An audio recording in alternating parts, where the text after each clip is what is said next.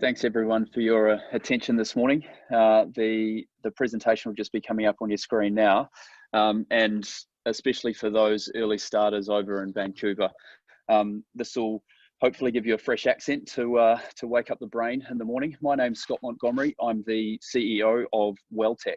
We're a corporate wellness platform based down in Singapore across Asia Pacific, and we are coming up into a reverse takeover onto the CSE imminently later this year. So I want to give a very brief background into myself personally. I've got a co-founder and executive director here, Brian Leaners, and then we're going to talk you through the story that's got us to this point today, but more importantly, why there's some magic not only in the space, but so much ahead of the corporate wellness sector, and why we're unique to be able to fuel that really exponential growth. So my background is health. I'm an exercise physiologist by trade.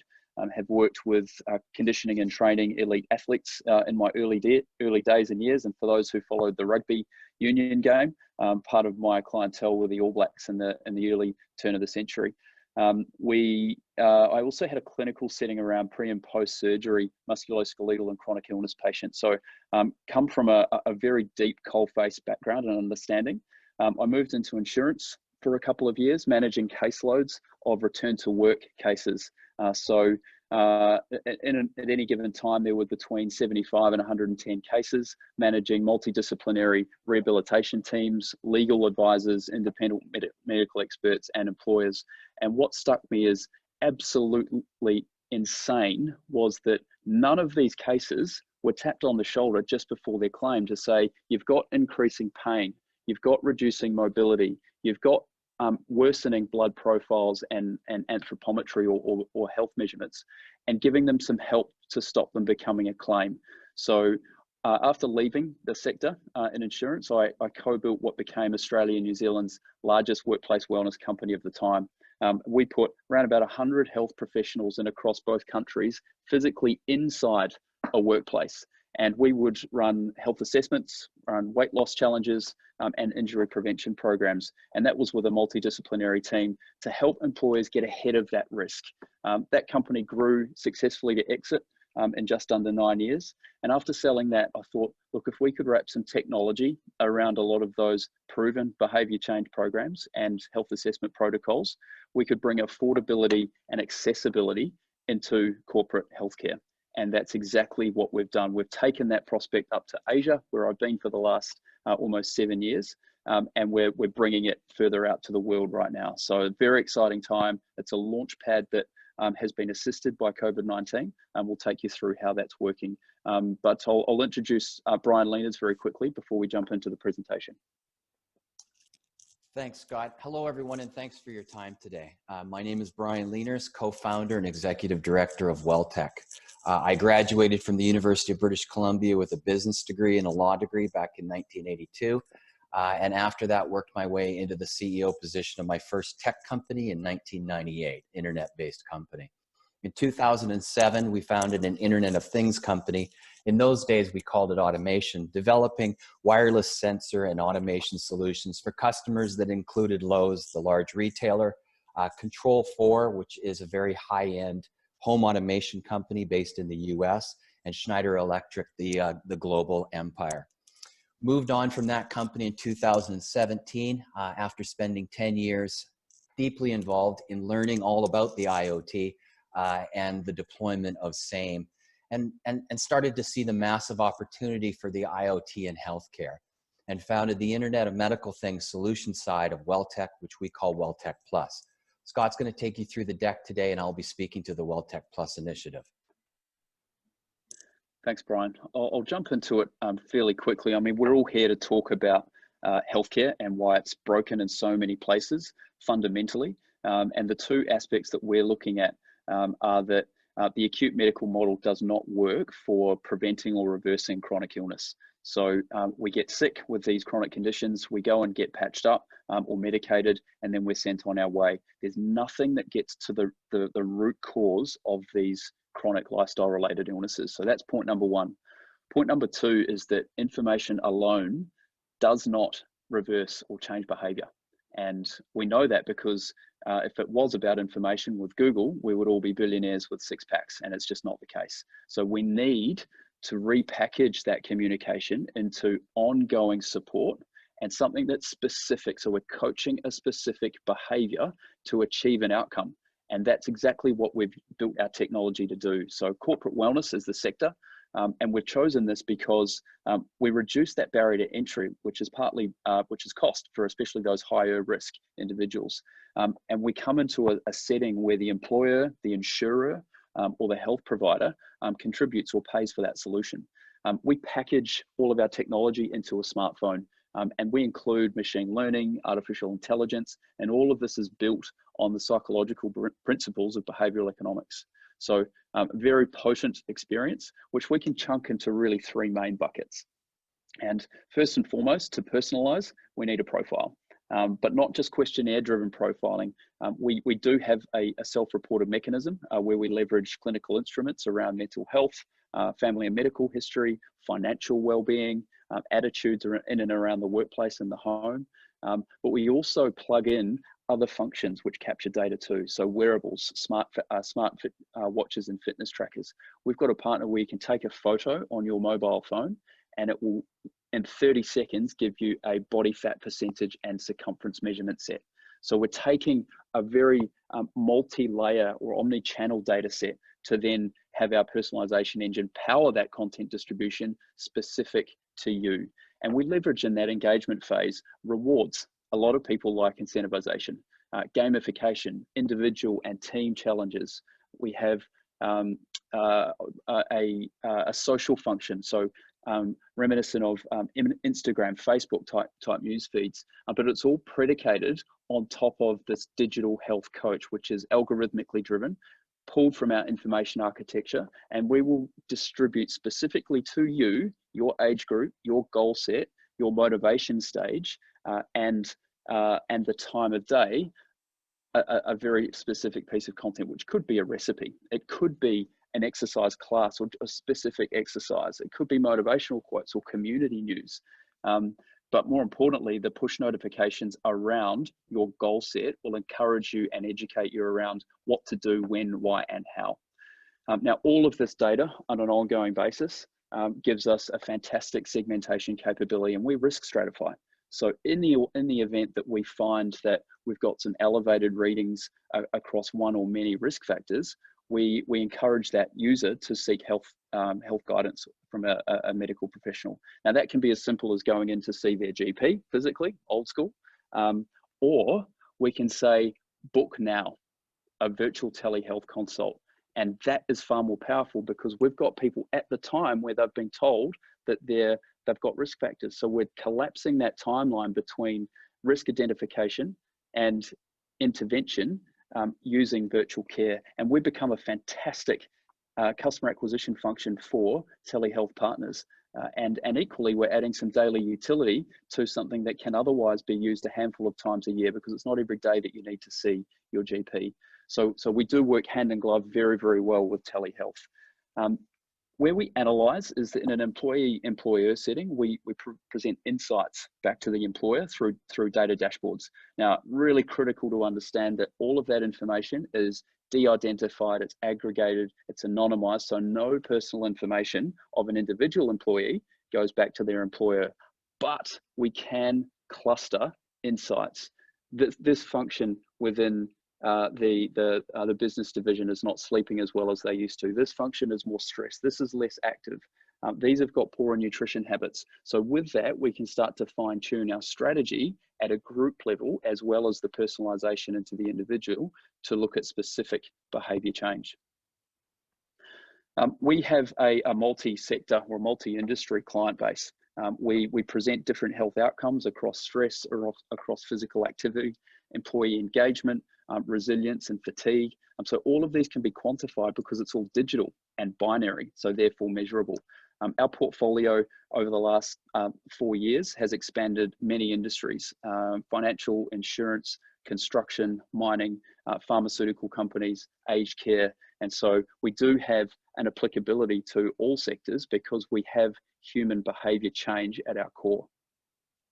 Our customer acquisition strategy is certainly direct sales, but it's also leveraging corporate sales forces of large firms. And so Willis Towers Watson is a well-known global insurance broker where they actively sell WellTec into their corporate customers across Asia Pacific and into Middle East, North Africa. So we're able to leverage their entire corporate sales workforce for a commission. So they're incentivized and they're activated, and they take us into their trusted multi-year big corporate clients. Garmin, we've been a preferred partner of Garmin's for a couple of years now, where they also refer to selected organizations, the WellTec and Garmin combination.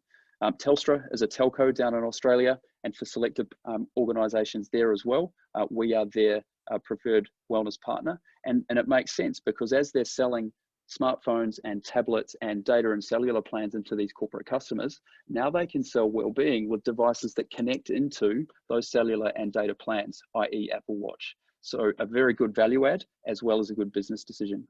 Navco, a lesser known brand, but they're the exclusive distributor of Garmin into the Philippines, 100 million population there. And so they push Garmin and WellTec as a bundle into their corporate clients.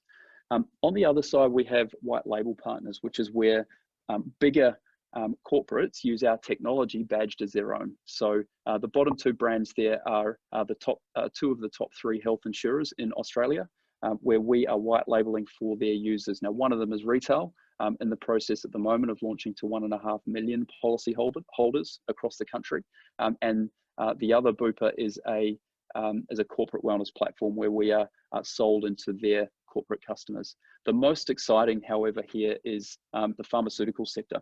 So internally looking at new ways to leverage digital for both data acquisition, customer value, and to demonstrate efficacy of products. So we are putting in market a white label function in the early part of next year, Q1, where this is direct to consumer for digital stress companion. So think about it. This can help sell, but reinforce the function and benefit of things like complex B vitamins for stress and melatonin for sleep. So it's a digital measurement and management stress product.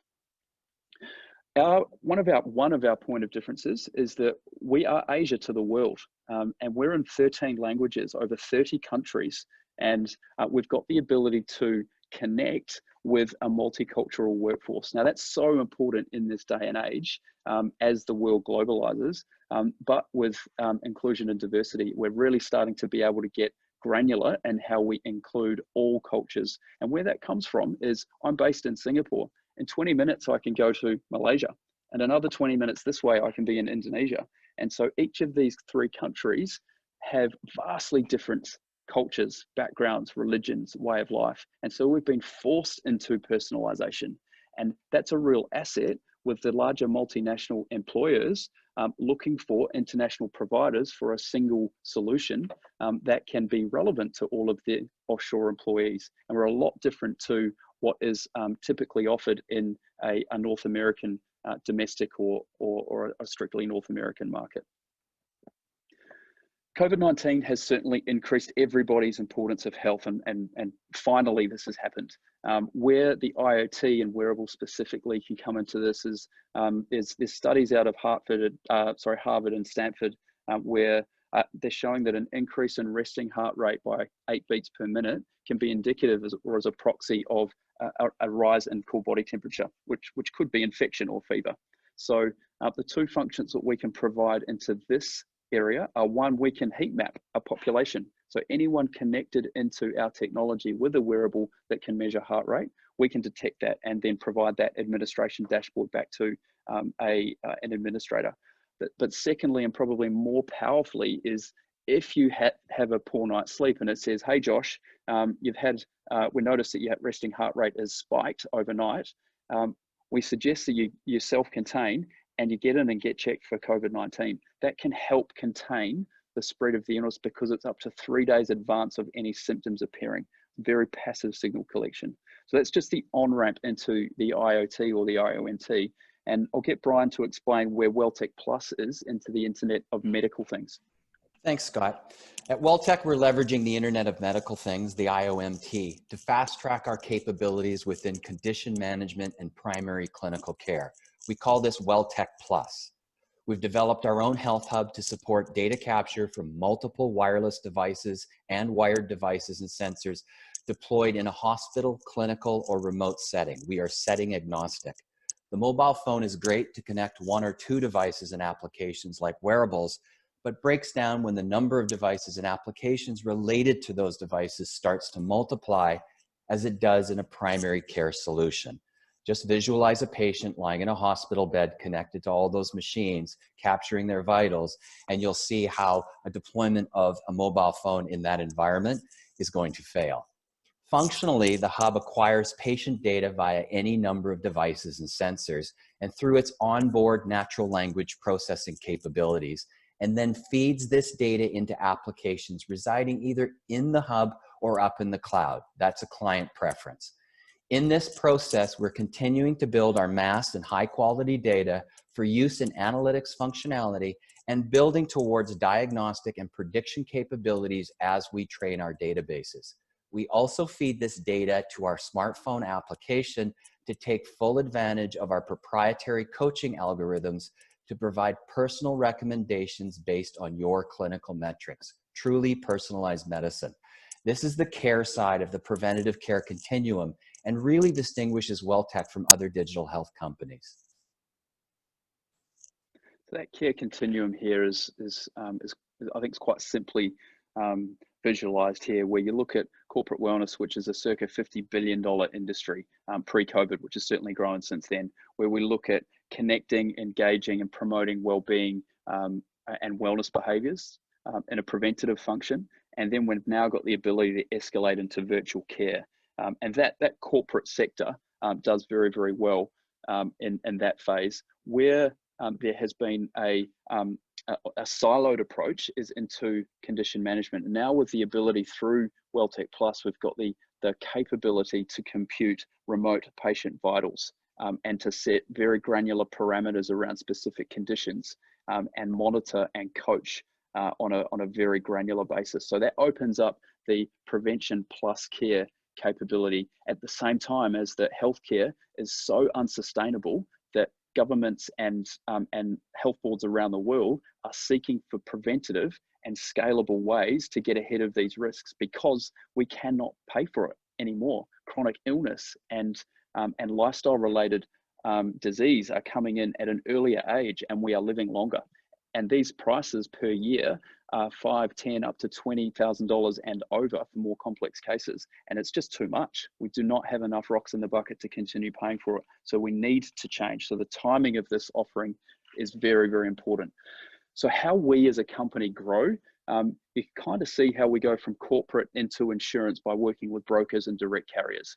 And that's a very harmonious relationship, because we're both trying there to identify and manage, mitigate risk and therefore cost. So when we do that and we understand where those risks are, we can put together a population strategy and an individual strategy to help coach those solutions around improved behavior change to arrest or improve those health profiles on our health index.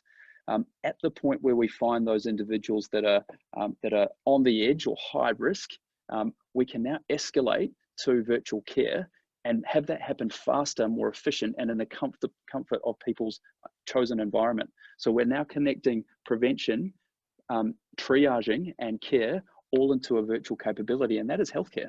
And so being able to go deep into a market with a partner, because wellness is relatively unregulated. We have a relative ease in going into new countries by adhering to data security and privacy legislation and any corporate requirements on top of that. Then it's as simple as downloading an application and connecting with a user. But when we get into medicine, that's a partnership function. And again, why we're so powerfully affiliated and complementary with telehealth. So you can see how we can go broad to a number of countries, and then inside a country, we can go very, very deep with this model. Our revenue model is simple. We're a SaaS-based primary revenue. And in a corporate setting, our fee structure is between $2 and $6 per user per month.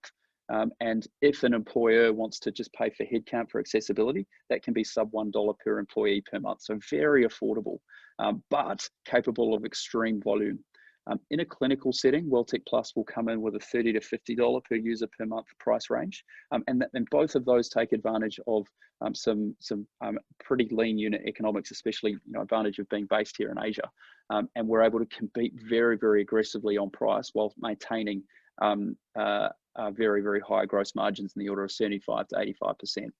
Our second channel is data monetization, and we're doing this with corporate customers right now, where we unlock different tiers of access into data insights based on what they would like to pay. So the baseline is engagement, sleep analysis, activity segmentation. If you want to go into correlative analysis around stress by BMI against different countries or different divisions in the business, then you start to pay a little bit more. And companies increasingly are wanting to do that because of a data-driven strategy that is now empowering HR as well as the health environment. Our third stream is partner sales. So if we do sell a wearable, or if we sell a telehealth consult or a blood test or an avatar to measure body fat, we put a margin on each of those sales. And then fourthly is if there's any adaptation to the platform for a corporate customer, whether it be for a white label or a special feature development, we invoice or charge that at a day rate. Our team, we've been very selective with over our 6 years, and I've worked with James in both of my companies he's headed up the operations, an ex-dedicated athlete himself, very diligent, fantastic with people and great commercial mind. Andrew is heading up our product team, and it makes sense. We're a data-driven business, so to have a data scientist heading our product team is logical. His background started off in credit risk profiling and segmentation for the financial sector, literally calculating if you're a good bet for a loan. He took that experience outside of there and into loyalty for GE up in the UK, managing teams for optimizing advertising and marketing spend for call to action or sales. And so combining risk segmentation with behavior change or behavior influence, he's very, very well credentialed to run our product team. And equally as impressive is Daniel Starbuck. An enigma in that he designs and builds and has done for Fortune 500s as well as the very disruptive startups, software and hardware. So coming into our world, we have a very, very potent leadership team. And certainly from a board level, that's extended. Our chairman is a gentleman by the name of Dr. Peter Vaughan, an ex-flight surgeon in the Army himself. He's the current chair of Health Infoway Canada, the innovation arm of the Canadian government for healthcare. He's the ex-president of WebMD Canada, the former deputy minister of health and wellbeing for Nova Scotia, and an adjunct professor of information technology. So again, a very, very enriched network, long experience, and beautiful combination of technology, health, and corporate. Jacqueline is a finance expert, so has worked across New York, London, Paris, Dubai, is now based in Singapore, and is the treasurer of the family-funded oncology department for kidney dialysis here in Singapore, sits on a couple of publicly listed boards, and she rounds out our finance director on the board. And then Brian and I round out a board of 4, which we will be adding to upon our listing later this year with a 5th director. I think the pace in digital health is not lost on anyone at the moment. There's some really exciting activity with you've got some front runners. You look at Well Health, and very topical today, and congratulations to that team with their announced bought deal. They have rocketed with this onset of telehealth. CloudMD is another fantastic running value creation for shareholders in Canada. Utopia is a growing business and doing really well as well. So these comparisons in the corporate and the telehealth sector in Canada are important. In the corporate health sector, Virgin Pulse is the biggest. They're a private company. They're owned by Marlin Equities and are up for a sale price at the moment of around about $2.5 billion. So we know that there's value to be made in this sector, but none of them demonstrate success as much as Livongo. They IPO'd middle of last year, their market cap rose and then dipped to as low as 1.2, 1.3 billion in March of this year. And then, very famously in our sector and continuing to excel, they were acquired by Teladoc for $18.5 billion. So, not just a remarkable show of shareholder return, but more importantly, it just proves that public markets get digital health. And they did all of that with 1% market share of the diabetic population in the US alone. So we know that we're scratching the surface of digital and healthcare, and in decades to come, we can only see very radical growth in this space. So we're very excited about where we're coming in our journey. Our company size, we are a 21.8 million pre-money valuation.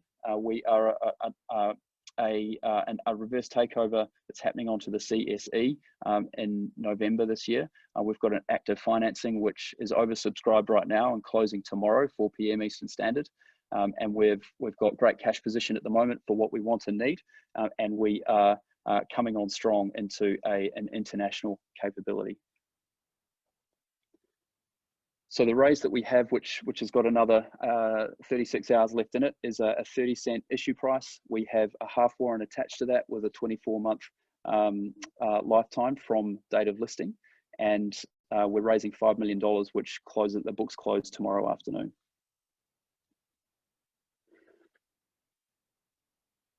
So thank you for your attention. For those that have listened and have interest in Asia Pacific based or global digital health opportunities and platforms, and I'd love to field any questions with Brian from the audience if they're there. Scott, this is Josh again. Congratulations on your financing currently, and we do have some questions from the audience. The first one being, can you speak a bit about your differentiation from Utopia? Absolutely. Yeah, look, I think Utopia is a fantastic business working very specifically in chronic illness prevention. They're focused into the US market, Toronto based, but US focus into chronic illness care, utilizing or leveraging genetic testing and metabolic assessment for personalized chronic illness prevention and management. Where we are is we're prevention, we're engagement, we're risk identification, and we're coming into chronic illness. And we're a global play. We're into over 30 countries and 13 languages. So I think that we sit into the same space of corporate health and enterprise healthcare. However, we've got some quite different offerings and potentially quite complementary in a lot of cases. Scott, we also had another question, just more broadly speaking, beyond just Utopia. Knowing how hot this space has been, can you speak a little bit more about where is Weltec's specific differentiation factor? Yeah, look, I think there's a couple of pieces here. Number one is that the traction and the partnerships and the record that we have in Asia Pacific is extremely difficult, and it's not something that I've heard spoken about up in North America over the last year at least. So coming in with that capability with such powerful partners in both distribution and customer bases, we're coming from Asia out into a very globalized and remote working world. Google announced for all of their employees, of the 200,000 employees around the world, that there's no expectation to be back in the office until middle of next year. Now, at that time, there's an escalated requirement for employees to be taking care of health. So to be able to service multiple languages very scalably and at a price point that we do, we have a very, very unique proposition into traditional corporate wellness. The other piece is that we, as of next year, early next year, H1 next year, will be straddling both prevention and care. And so WellTec Plus, with the medical capability, with the remote patient vital monitoring via the hub, the edge computing into the platform, is unique. And that we haven't come across a proposition that is combining both of those at the scale that we'll be deploying that to. Thank you. We also had a question generally about your projections. Where exactly is the business expected to be in the next few years? Look, great question. We've gone through a growth phase this year of just over 100% year on year. We've got that forecast again next year. So circa 2 million revenue this year to over 5 next year. with a gross margin in the mid to high 70s this year, which increases out to 85. We see that with the investment into primarily sales and marketing teams and a little bit more product velocity through data engineering and developers, that the product then starts to flatten with our cost base, and the revenue continues to grow. So we're chucking out some fairly healthy double-digit EBITDA in 2022-23. We had a quick question come in regards to the numbers of users that Weltec currently has. Could you speak a little bit to that? Yeah. So we the forecast as of this week for the end of the year is between 12 and 13,000 users, and that's across Asia Pacific primarily at the moment. So they vary in function. Some of them are retail policyholders, and some of those are corporates. But from a volume base, we're looking between 12 and 13,000. The interesting piece there is that I think that the value of the data asset that's being built will not be lost on people either. So being able to compute or to record and essentially own the de-identified data around health profiles, job functions, longitudinal data around sleep, activity, heart rate variability, stress, is healthy and valuable in its own right. Where it gets exceptionally exciting, and I think where companies like the pharmaceutical sector that we're engaging with right now recognize, is that data is not just in one or two countries. That is a global asset, and to be able to understand how different populations live and breathe and think and cope across multiple countries, it becomes an exceptionally valuable piece of data to be able to leverage and collaborate with, or at some point down the track potentially own. Thank you. We also had a question come in regards to where the company will be operating. I know you're based out of Singapore and Brian's out of Canada. Can you speak a little bit about that? Sure. We'll be setting up a major headquarters in Canada. So coming into the Canadian listed environment, it's in my immediate or near-term roadmap once the borders open to come and scope out a new home up in Canada with my family. I've got 3 children and a wife here. So certainly we'll be having a strong corporate base, and sales nodes will remain strong across Asia Pacific, based out of Singapore. We've got an employee now based in Dubai and Sydney, Melbourne, Australia, before we start to look at Europe.